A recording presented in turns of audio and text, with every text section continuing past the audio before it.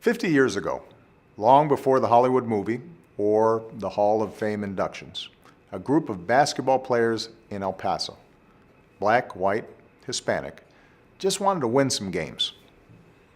They did a lot of that because in basketball it doesn't matter what you look like, just that you can play.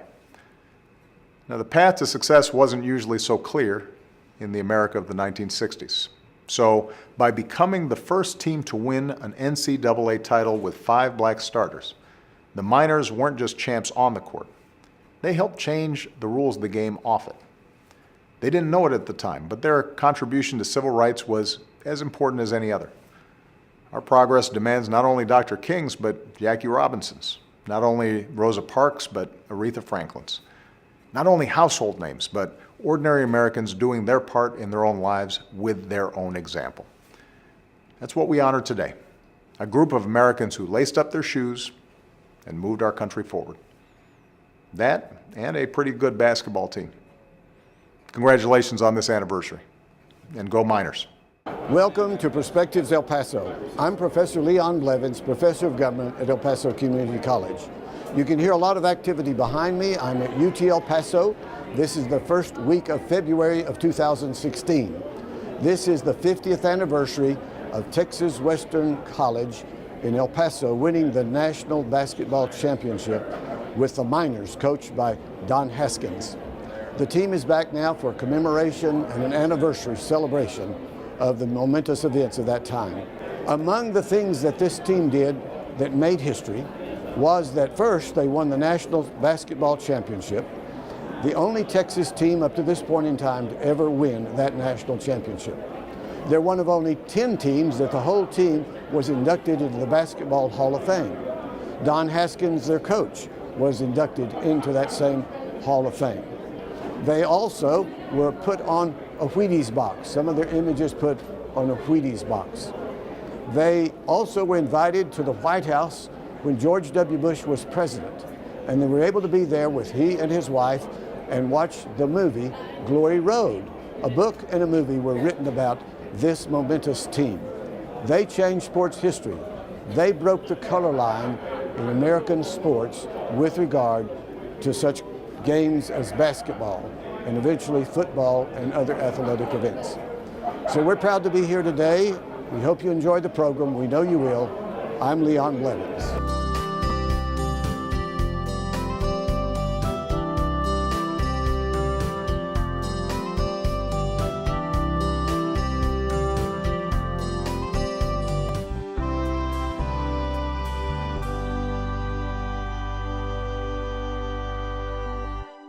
Welcome to Perspectives El Paso. I haven't seen you in 50 years. I'll tell you what, look good, feel bad, but we're always right on time every time I come back to El Paso. Okay, well tell me who you are. Okay, my name is Nevil Shed. I'm Nevil Shed. number 33, AKA The Shadow. Okay. That's how they say it. I just found out how to say it in Spanish is La Sombra, you know? Okay, good. And all the other things apply with it. You're always learning. Well, Yes. I was teaching here in 1966. Is that right? In the government department. They called it Okay. Political Science Department. All right. And we didn't get to go to a lot of the games or anything, but we saw it on television when we could, and we were just elated as we thought. Now, what I want to ask you in these 8 minutes we have Yes. is I want you to tell us a little bit about coming to El Paso, a little bit about coming to the university, your college, just a brief college experience, a highlight of your college experience, working with Don Haskins, and then going the glory road to the championship. That's what we want to do in these few minutes. Okay, you know, originally from New York City. Okay. You know, having the chance to come to Texas, didn't have the slightest idea what was in Texas, particularly El Paso. All I thought it was oil wells and cows, you know. But when we flew over the Franklin Mountains, it was a whole different environment when you're seeing these mountains and desert. And for a moment, Willie Cage and I said, Willie, I hope we're going in the right place. You know, but as time went on, and I remember the plane landing out in on the landing strip there, and the dust was blowing. It was about 100 and so many degrees, And I looked around and didn't see anything. At that time, you know, you didn't walk into the airport. Right. And all of a sudden, it was like a Clint Eastwood picture when you said it, and here comes this little fat guy walking, you know, out to meet us, which was Don Haskins. And at that time, I thought this was the greatest guy in the world. God, I hated him sometimes, but I love him to death as time went on. Okay, that's a good transition then. What about working with Don Haskins? Working with Don Haskins, you know, it was truly an adventure from the moment I put my feet on El Paso ground until now, because the memories are always there. That'll always be in my heart. He was a very strong, tenacious, and aggressive individual. And when we talk about, you know, what was the hardest game you ever played, we'd always say practice. I was, unfortunately, or shall I say fortunately, his whooping dog. And I can't wait to get to Memorial Gym because there's a section over there where I had to run these stairs all the time, you know. My wife Shannon and I last night watched Glory Road, the movie. We saw that actor running up and down those. Well, that wasn't me, you know. That was the Sun Bowl, but with me, it was in Memorial Gym. Memorial Gym. But, you know, it was just part of the journey. It's part of the journey, and, you know, playing one game after the other with the environment, you know, of saying to ourselves that, you know, it wasn't if we win this game. We knew that we were prepared for any type of game we had to encounter, that we were going to win. Getting to that last game on March 19th, 1966, if someone would have asked us who's going to win this game, I don't believe any of our athletes would say, well, if they allow this or if they allow that, you know, we may have a chance to win. You thought positive. You were going to win. We thought positive that, you know, losing was not an option, you know. Right. And we showed that, you know, from the time that ball was tossed up, you know, until the end of the game, we put those little fingers up saying that, you know, we were number one. Well, what about some of the highlights of going Glory Road to that point? Well, you know, when you look at it, you know, a lot of people talk about now we were pioneers. We had this pioneer mentality. No. You know, I was talking to David Lattin, you know, and we talked about that and said, we were just a bunch of athletes, you know, a bunch of kids, you know, playing one game after another. You know, that was the big game. Today they call it the big dance, you know. That was another game for us.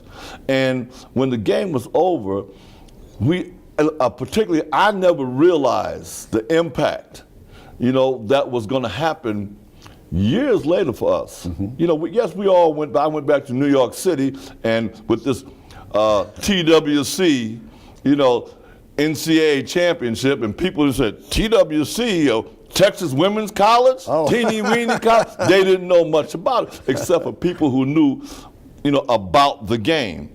And the impact was just an honor, just a pride. Hey, man, we made it to the big game and won. Later on, it became, you know, something great, and so to be honored to hear somebody say, you know, Bobby Joe Hill, David Lattin, Nevil Shed. I said, hey, that's me, you know, that's me.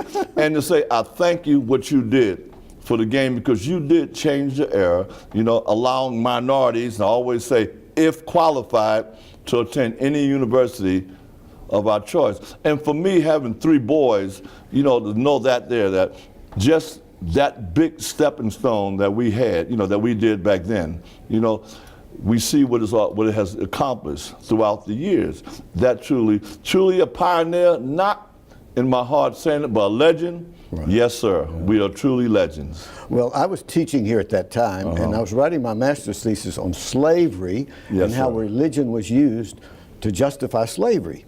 And so I was especially excited when I saw the breaking of that color line in sports. And you gentlemen were making a difference in history. Yes. You didn't realize it then. Not at all. Remember now, we just won, you know, the championship game. It wasn't a white-black thing. That was the University of Kentucky, knowing that they had won this championship 4 years prior to that. And the character of the game was what I think really blew people's mind. You know, it wasn't that that animosity is saying, we going against those white guys, or those white guys. Y'all going weren't against thinking of it it was a game of character, as well as who had the best team, which we know was Texas Western. Well, I knew Don Haskins, had lunch with him from time to time, especially in the faculty lounge. Yes. And he was not thinking about the race issue. He was thinking about having the best players to win the game. That's what I want everybody to know. That in the movie, that episode where he put us up there and said, "I'm gonna start," David, Bobby Joe, blah blah blah. We already knew that. Goodness, our time is about gone. Can you imagine 1 minute? What's your last comment in 1 minute? I tell you what, for El Paso, and all over the United States and out of the country, for this accomplishment that we did yesterday, truly putting ourselves in an environment where we took negative energy and truly turned it into positive action. Right. And I think that's the key to success, And this song that we sang a long time ago, we hope to continue that people will catch on to the melody.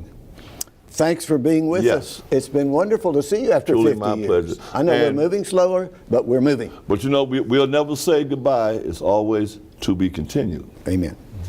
Thanks for being with us today. Yes, indeed.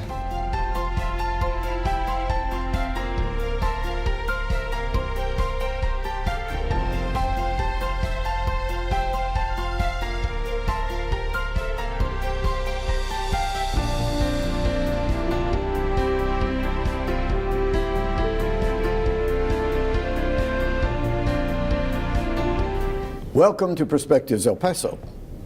I have beside me as a special guest right now someone I haven't seen in 50 years. I have not seen you in 50 years. Tell me, who are you? David Lattin. David Lattin. I was teaching here at what is now UTEP. It was then called Texas Western College in 1966 when David, who became known as Big Daddy, was playing on that championship team. We have only 8 minutes to have a little conversation, Mr. Lattin, and let's focus on you coming to El Paso to play basketball, and then working with Don Haskins as the coach, and then some of your college experiences, the highlights, and then we want to walk you through a little bit of your highlights of the Glory Road and to the national championships. Let's talk about coming to El Paso and to college here. Well, I was highly recruited by probably 300 universities out of high school. I was the first high school All-American basketball, high school All-American basketball player. And so, as you know, great programs are built on the backs of great high school players at the university level. So I had all these scholarship offers, and what really intrigued me about Texas Western, and Coach Haskins seemed like he was just another coach just trying to get great players, which is okay, that's doing his job. But when I came to visit Texas Western, I got a chance to spend some time with Bad News Barnes. So Bad News and I got to be, decent friends. We'd talk back and forth on the phone. And he challenged me to come back to UTEP to break all of his records. And he was a top basketball player. Oh, he was an enormously talented basketball player, absolutely. So he invited me to come back and break all his records. And so I thought that intrigued me. But the other thing is, I asked Coach Haskins, and I were 4 football players that were good friends that lived in my neighborhood, played on the football team that didn't win very many games, but they were good players. So I was telling Coach Haskins, listen, if you want me, you gotta get my friends a scholarship as well. Good. Coach Haskins said, well, I'm not interested in your friends and your buddies to play football. I want you. So we kind of left it at that, and I kind of shopped these guys around everywhere I went because I was determined to get them in school, because if I hadn't got them a scholarship, they probably wouldn't have gone. Mm-hmm. So Tennessee State did, and that's why I went there, but I was unhappy. So I came back to Houston after 1 quarter, and all the coaches found out I was home. And I spoke to Coach Haskins, and he said, we still like to have you here. So that's how I ended up at UTEP. So the rest is history. The rest is history. Okay, now what about the road to glory? Some of your highlights. Well, the movie itself? No, you. Me. Yeah. We saw my wife Shannon and I watched the movie last night, and we saw the highlights. You don't look anything exactly like the guy. Some resemblance of the fellow in the movie. But what were your highlights? We saw scenes on the bus. We saw scenes playing in Lubbock or other places. What's your crystal moment? Well, actually, the first slam dunk in the movie was the biggest thing, because what happened after that dunk, you know, Pat Riley was happened to be there. I mean, he kind of got caught in some place he shouldn't have been, but they were playing a zone, and the guy who would have been guarding me didn't move, and Pat tried to protect his teammate and tried to stop the dunk. And so that was a highlight for me, because what that did for our team is give us a boost. Not that we felt that we were going to lose in the beginning anyway, but it gave the team a big boost for me to get that dunk. Momentum sometimes is everything. Oh, absolutely, absolutely. Any others? Well, Coach Haskins is the only one that noticed it. Most people didn't. But I had watched Duke and Kentucky play the day before, and I noticed that they weren't trying to pass the ball into that big guy. So that would allow me to go out and help my teammates. And they were great outside shooters, and I noticed that, and then I said, well, since they're not guarding, they're not working on trying to get the ball inside to the big man, I'll go out and help my teammates. So Coach Haskins noticed in the first 7-8 minutes of the game that I went out to block almost every shot. Now, Haskins was known as a hard-nosed, hard-driven person, driving you hard. Don't you think that helped you eventually to get into the professionals? Well, actually, Coach Haskins was a tough guy for most people to play for, but he and I were on the same page, because all the things that he wanted to do, I wanted to do, which is get back on defense every time, guard the basket, and play great defense. So he and I were right together with what we were thinking. So I didn't have a difficult time playing at all. In fact, I couldn't wait to get to practice. And so it was like some guys dreaded it and didn't want to go, but I didn't. He never made you run up steps and back and forth? Well, because he and I were on the same page. I mean, I got all the rebounds in practice, blocked the shots, and scored points. So what does that do? What's he going to say? Stop that. Pat on the shoulder. That's right. Exactly. Exactly. Oh, my. Well, you had great days here, didn't you? Oh, you kidding me? El Paso, the greatest city in the world. No one will ever live in a better city than El Paso. Yeah. Well, I like the fact when I was teaching here then that it was very interracial, and we had the military here, we had Juarez over there, much more open than some of the towns that you went and played in on your Glory Road, as El Paso welcomed all of you to El Paso. Well, in Houston, when I was graduating from high school, everything was totally segregated. Wow. And Coach Guy Lewis wanted me to go to University of Houston. He had been trying to recruit me to come to U of H, and I was going to maybe would have gone there, but they weren't accepting any African-American players yet until the next year. Don Chaney and Elvin Hayes and Warren McVeigh, they had to recruit him first. And so he wanted me to go to junior college and come back. I was not interested in going to a junior college.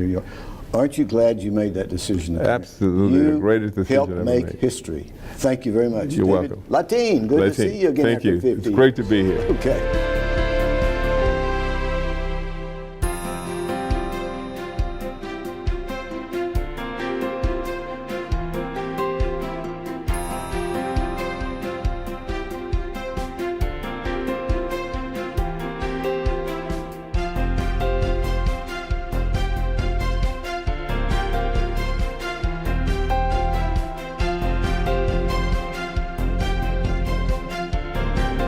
A man I haven't seen in 50 years. You are? Jerry Armstrong. Jerry Armstrong. All right. I was teaching here at Texas Western in 1966 when you won it all. Did you fail me? Oh, nope, you weren't in my class. Oh. I think I had one student, Orson Artis. Oh, yes. He was in one of the classes I taught. They were big classes, and they probably won't remember me, but I remember some of them. But we're glad that you're here for reminiscing about the glory days of Texas Western College. I want our short time to focus on the college experience, and then working with Don Haskins as your coach, and then highlights on what they now call Glory Road to the national championship. Let's start first with your college experience, where you were from and how you ended up here. Well, I was a little old farm boy, graduated from a class of 29 from the state of Missouri. Wow. And I came down to visit. I loved the campus. I loved the people that I visited with. And I signed a letter of intent when I got home I had a chance to go out to College Park, Maryland and visit. There's fly me out and visit their school. And Dad told me, he says, well, didn't you give them your word that you were going to go to El Paso? I said, I signed a letter, Dad, but I can still go. He said, no, your word is good. There's no sense wasting their money. That kind of dad. That was my dad. Wow, wow. A show me state. That's right. All right. That's right. So you came to El Paso, very different than Missouri in topography and Definitely. everything. And Definitely. It was a population. great climate change for me, Oh, yeah. you know, so. Okay, talk about Don Haskins getting you down here. Were you shocked when you arrived and saw this high desert mountain area? Oh, yeah. I never hardly been out of the state of Missouri. You got to remember back in the 60s, I was just a little farm boy, so I did most of my time hunting, fishing, and playing ball. Okay. So when I came here and coaches met me at the airport, and the first thing we did, we found some sneakers and we came to the gym and we worked out. When he started beating up on you and making you work, did you wonder, did I make a mistake? Oh, well, yeah, after I got down here and started playing, yeah, he was extremely tough coach. He worked us extremely hard, and he pushed us to get the very most that he could out of us. Right. And he somehow knew when to back off. He had that unique coaching ability. Right. But yeah, actually, I actually hated the man. Well, I had lunch with him occasionally in the faculty lounge, I mean, right in this very area almost. And I knew he was a hard-driving man, and I heard some of the students saying, things about him that he was too hard.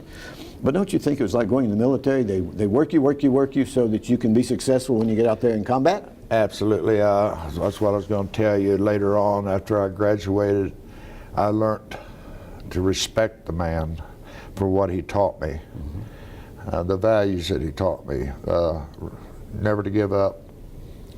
Nothing's impossible to reach if you want it bad enough, to work hard. Now, you were on a team that helped change sports history because of him starting 5 African Americans at that national championship against 5 whites.